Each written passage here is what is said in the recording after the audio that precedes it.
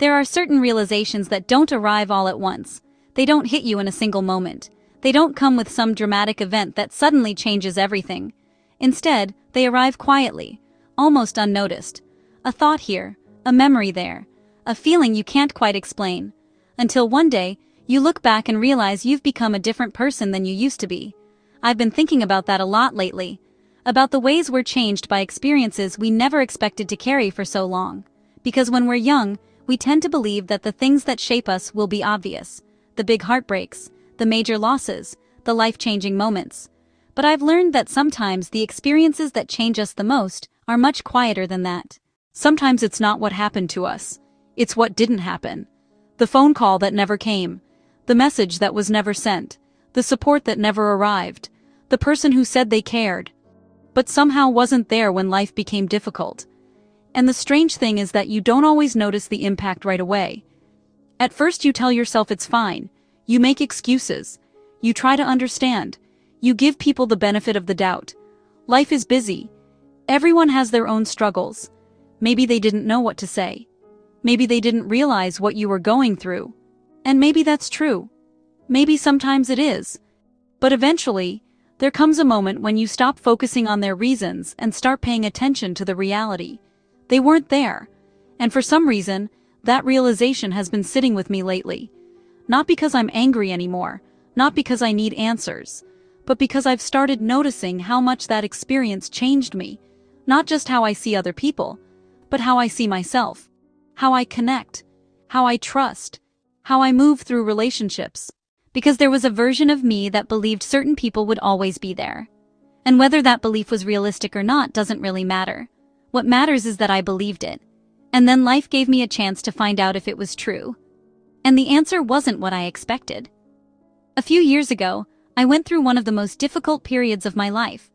Not the kind of difficulty you post about. Not the kind that gets attention. The kind you carry quietly. The kind that follows you into every room. The kind that makes even ordinary days feel heavy. And for one of the first times in my life, I stopped pretending I was okay. I let people see what was really happening. I opened up. I asked for nothing except presence. And that's when I learned something I wasn't prepared to learn. Sometimes the people you expect to stay are the very people who disappear. Not dramatically. Not with conflict. Not with honesty. Just silence, distance, absence. And that kind of absence teaches you something. It doesn't just hurt, it changes you. Because when someone isn't there during ordinary moments, it's disappointing. But when someone isn't there when you're vulnerable, when you've opened a part of yourself you normally keep hidden, it creates a realization that stays with you. A realization that quietly says, I can't rely on you. And once you truly see that, you can't unsee it. For a long time, I tried to make sense of it. I tried to understand. I tried to find explanations that would soften the reality. Maybe they were overwhelmed. Maybe they had their own struggles. Maybe they simply didn't know how to show up. But eventually I realized something important. Understanding someone's reasons doesn't erase their absence. It doesn't change what happened. It doesn't change what it felt like to look around during one of the hardest moments of your life and realize that the people you expected to be there weren't. And slowly, without even realizing it, I adapted. I stopped expecting. I stopped reaching out. I stopped sharing the things that mattered most. Not because I wanted to become distant, but because disappointment has a way of teaching caution. And over time, something else happened. Something quieter. Something deeper. I started disconnecting. Not just from those people, from people in general. Because at some point your mind makes a connection. If opening up leads to disappointment, then maybe it's safer not to open up. If relying on people leads to pain, then maybe it's safer not to rely on anyone. And so you pull back. Not dramatically, not in a way other people notice, but internally. You become more self-contained, more independent, more guarded.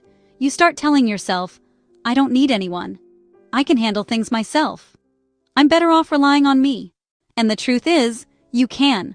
That's what makes it so confusing. Because independence works. It protects you. It gives you control. It reduces the risk of being disappointed.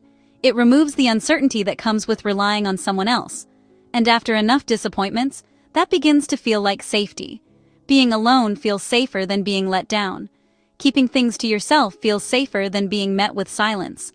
Handling everything alone feels safer than discovering someone won't be there when you need them. So you build a life where you don't need anyone. And from the outside, that can look like strength. People admire it. They call you resilient, strong, independent. But inside, it often feels different. Because while you're protecting yourself from disappointment, you're also protecting yourself from connection. And eventually you start noticing the distance. Not just between yourself and other people, but between yourself and the person you used to be. The version of you that trusted more easily. The version of you that believed someone might stay. The version of you that wasn't constantly preparing to be disappointed. And that changes relationships. Conversations stay on the surface. Interactions remain polite. You listen to others. You support them. You show up for them. But very few people ever get close enough to truly know you. Not because you don't care, but because something inside you no longer feels safe enough to be seen. And over time, friendship itself starts to feel different. Maybe friendship used to mean being emotionally present, sharing openly, supporting each other through difficult seasons. But now, it feels more like casual interaction, occasional presence, being around people without truly feeling connected to them, and eventually you find yourself wondering something you never thought you'd question. Were those friendships ever as real as I believed they were, or were they simply convenient? And then the doubt turns inward, because after enough disappointments, you don't just stop trusting other people. You start questioning yourself. You think, if I chose these people, if I trusted these people, if I believed they would stay, how can I trust my own judgment now? And that's a difficult thing to carry, because now the problem isn't just trust in others, it's trust in yourself. And that changes everything. You become more cautious, more selective, more careful, not just because you're afraid of other people, but because you're afraid of repeating the same mistake.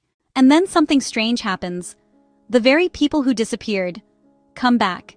A message, an invitation, a wedding, a casual conversation, as if no time has passed, as if nothing happened, as if there isn't an entire chapter missing between then and now. And you look at them, and you realize something. You don't feel the same anymore. Not anger, not resentment, not even sadness. Just distance. Because something changed. Not in them. In you. Your mind learned. Your heart adapted. Your system quietly decided, we don't attach here anymore. And maybe that's the hardest part. Not losing people, but realizing that the experience changed how you connect with everyone else afterward. Because now being alone feels familiar, predictable, safe. But sometimes, it also feels quiet. Too quiet. Because no matter how independent you've become, there is still a part of you that remembers what connection felt like. What it felt like to be understood, to be supported, to not carry everything alone, and that part never completely disappears. It simply gets quieter. So maybe healing isn't about becoming who you were before. Maybe it's not about trusting everyone again. Maybe it's not about tearing down every wall you've built. Maybe it's about something smaller, something wiser. Learning that boundaries and openness can exist together. Learning that discernment isn't the same thing as cynicism. Learning that protecting yourself doesn't require closing yourself off from everyone. Because the problem was never that you cared. The problem was never that you trusted. The problem was never that you believed in people. The problem was that you invested those things in places that couldn't hold them. And those are not the same thing. So if you've experienced this, if you've watched people disappear when life became difficult, if you've felt yourself becoming more distant, more independent, more guarded, if you've questioned your ability to trust others, or even trust yourself, I want you to remember something. You didn't become cold. You didn't stop caring. You adapted. You survived. You learned. And maybe now, the next step isn't undoing all of that. Maybe it's refining it. Choosing differently, paying attention to who consistently stays. Giving access slowly instead of all at once. Allowing trust to be earned rather than assumed. Because not everyone deserves access to your deepest self. But that doesn't mean nobody does. And maybe healing begins when you stop asking why certain people left, and start noticing who never did. Because those people exist. And perhaps this chapter of your life isn't about finding more people. It's about recognizing the ones who stayed when things became real. Please comment, like, and subscribe and share your experience. As always, yours humbly, just an eldest daughter.